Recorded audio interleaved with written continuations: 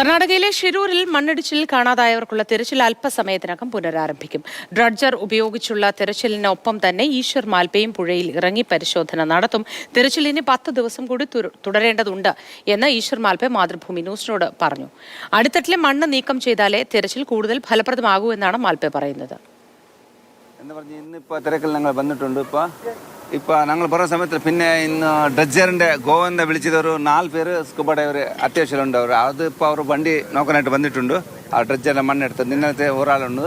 ഇപ്പോൾ ഞങ്ങൾ തിരക്കിൽ ഇപ്പോൾ നമ്മളിപ്പോൾ പോയിട്ട് അർജുൻ്റെ വണ്ടി പിന്നെ അതല്ലെങ്കിൽ അർജുന പിന്നെ ഇവിടെയുള്ള 2 പേർ ജഗന്നാഥ് പിന്നെ ലോകേഷ് അവരുടെ സെലിട്ടൻ അവരൊരു മൂളെ എന്തെങ്കിലും കിട്ടും എന്ന് പറഞ്ഞാൽ 60 ദിവസം ഒരാളിൻ്റെ മാംസഖണ്ഡങ്ങൾ കിട്ടത്തില്ല.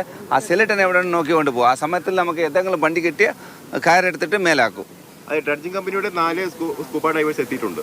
അത് ഡ്രഡ്ജിങ് കമ്പനിയുടെ അത് ഇന്നലെ നമുക്ക് പറഞ്ഞിട്ടുണ്ടോ അവരുടെ തന്നെ വേറെ ഇത് നമ്മളത്തെ വേറെ ഞങ്ങൾ നോക്കിയെങ്കിൽ അവർക്ക് ഇപ്പോൾ ഇന്നലെ രാത്രി നമുക്ക് 2 വണ്ടി കിട്ടി. ഇപ്പോൾ ആ ഡ്രഡ്ജിങ്ങിലെ മേലെ വിളിച്ച് ഇപ്പോൾ ഞാൻ തിരക്കൽ സമയത്ത് എന്തെങ്കിലും കിട്ടിയ നമ്മൾ മേലെ അവർക്ക് சொல்லணும். അതും രണ്ടായിട്ട് തന്നെ തെരച്ചിൽ നടത്തും. കണ്ടിപ്പായിട്ട് അവരുടെ ഒരു വേറെ നമ്മളത്തെ ഒരു വേറെ ഡ്രഡ്ജർ മണ്ണ് നീക്കുന്ന സ്ഥലത്താണ് അവരുടെ അവരുടെ ഇപ്പോൾ സംഘം ഞങ്ങൾ ആദ്യം കയർ കെട്ടിയിട്ടുണ്ടല്ലേ ആ സ്ഥലത്തിൽ എടുക്കാൻ ചൊല്ലിന്നല്ലേ. ആ സ്ഥലത്തിൽ നമുക്കൊരു ഡൗട്ട് ഉണ്ട് എന്ന് പറഞ്ഞാൽ കയറെല്ലാം നമ്മൾ ബോയ് ആക്കിയിട്ടല്ലേ ആ സ്ഥലത്തിൽ ഒത്തിരി കയറുണ്ട്. ആ സ്ഥലത്തിൽ ഇപ്പോൾ അർജുൻ്റെ വണ്ടി ഉണ്ട്. ഇപ്പോൾ ഡ്രഡ്ജർ പോയിട്ട് അവിടെ മണ്ണെടുത്താൽ അവിടെ നോക്കാനാവും. ഒത്തിരി ഉണ്ട്. ഒരു മിനിമം അവിടെ ഒരു 10 അടി മണ്ണുണ്ട് ആ വണ്ടിന്റെ മേൽഭാഗത്തില്. അത്ര മണ്ണ് മാറ്റിയാൽ മാത്രമേ ഡ്രഡ്ജറിൽ ആ വണ്ടി കിട്ടും.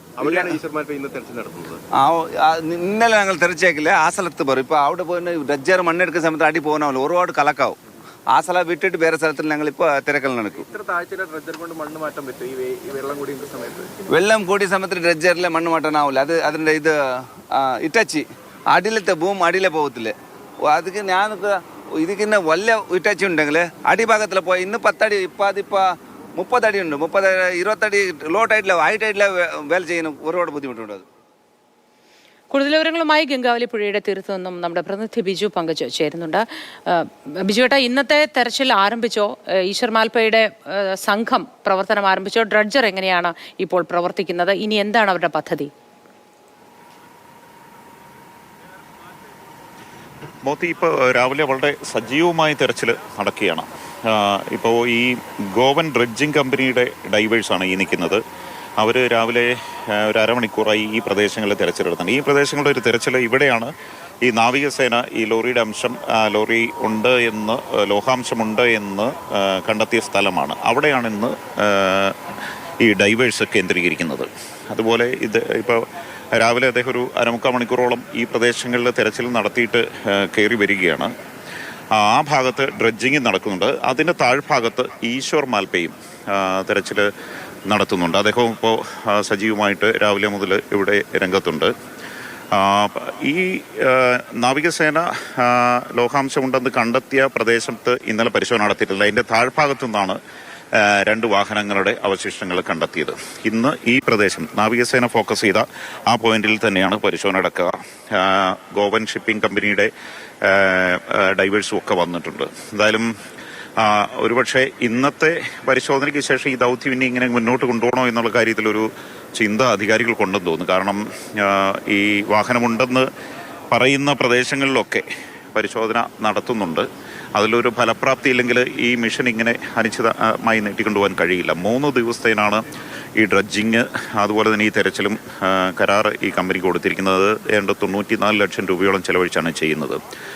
മറ്റൊന്ന്, രാവിലെ ഈ മാൽപെ പറഞ്ഞ വാക്കുകളിൽ ഈ മണ്ണ് ഈ പ്രദേശത്ത് അടിഞ്ഞു കൂടിയിട്ടുണ്ട്. അത് നീക്കം ചെയ്താൽ മാത്രമേ അതിൻ്റെ അടിയിൽ നിന്ന് ഈ ലോറി എടുക്കാൻ കഴിയുള്ളൂ എന്നാണ് മാൽപെ പറയുന്നത്. പക്ഷേ ആ മണ്ണ് അത്രയധികം അടിഞ്ഞു കൂടിയിട്ടുണ്ട്. അത് വളരെ എളുപ്പം മാറ്റാൻ കഴിയുന്നൊരു പ്രക്രിയയല്ല. അതുകൊണ്ടാണ് അദ്ദേഹം 10 ദിവസം എന്നൊക്കെ പറയുന്നത്. പക്ഷേ 10 ദിവസമൊക്കെ ഈ മിഷനുമായി മുന്നോട്ട് പോവുക എന്ന് പറയുന്നത് ഒരുപക്ഷെ സാധ്യമായ കാര്യമല്ല. അതുകൊണ്ട് തന്നെ ഇന്നത്തെ ഈ തെരച്ചിൽ വളരെയധികം നിർണായകമാകാനാണ് സാധ്യത. കാരണം ഇന്ന് ഈ പ്രദേശങ്ങൾ, അതായത് നാവികസേന ലോഹാംശമുണ്ടെന്ന് കണ്ടെത്തിയ പ്രദേശത്ത് പരിശോധന നടത്തിയിട്ടില്ല.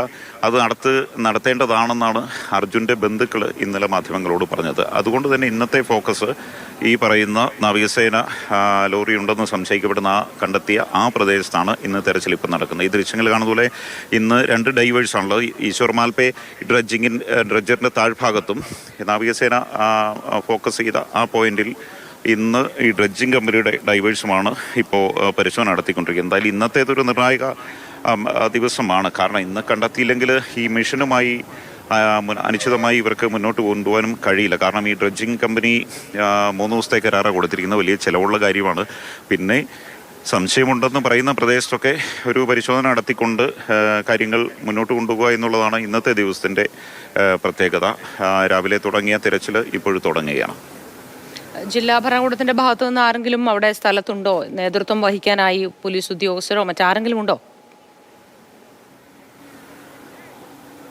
ഇല്ല, ഇന്നലെ വൈകിട്ട് രാത്രി 8 മണി വരെ 2 MLA മാരും മഞ്ചേശ്വരം MLAയും അതുപോലെ കാർവാർ MLAയും അടക്കമുള്ളവരുണ്ടായിരുന്നു. അവർ ഈ പ്രോസസ്സ് നടക്കുന്നത് കൊണ്ട് എന്തെങ്കിലും പുരോഗതി ഉണ്ടെങ്കിൽ മാത്രമേ അവർ പൊതുവെ ഞായറാഴ്ച ആയതുകൊണ്ട് അവർക്ക് മറ്റു തിരക്കുകളൊക്കെ ഉണ്ട്. അവർ ജനപ്രതിനിധികളാണല്ലോ. അപ്പം മഞ്ചേശ്വരം MLA മഞ്ചേശ്വരത്തേക്ക് മടങ്ങുകയും കാർവാർ MLAയും അദ്ദേഹത്തിൻ്റെ മണ്ഡലത്തിലേക്ക് മടങ്ങുകയും ചെയ്തിട്ടുണ്ട്. എന്തായാലും രാവിലെ കാര്യങ്ങൾ നടക്കുന്നുണ്ട്, തിരച്ചിൽ നടക്കുന്നുണ്ട്. അപ്പോൾ അതിലെന്തെങ്കിലും ഒരു റിസൾട്ട്, ഒരു വാഹനം കണ്ടെത്തി അങ്ങനെയൊക്കെയുള്ള വിവരങ്ങൾ കിട്ടിയാൽ മാത്രമേ അവർ ഇങ്ങോട്ട് വരികയുള്ളൂ.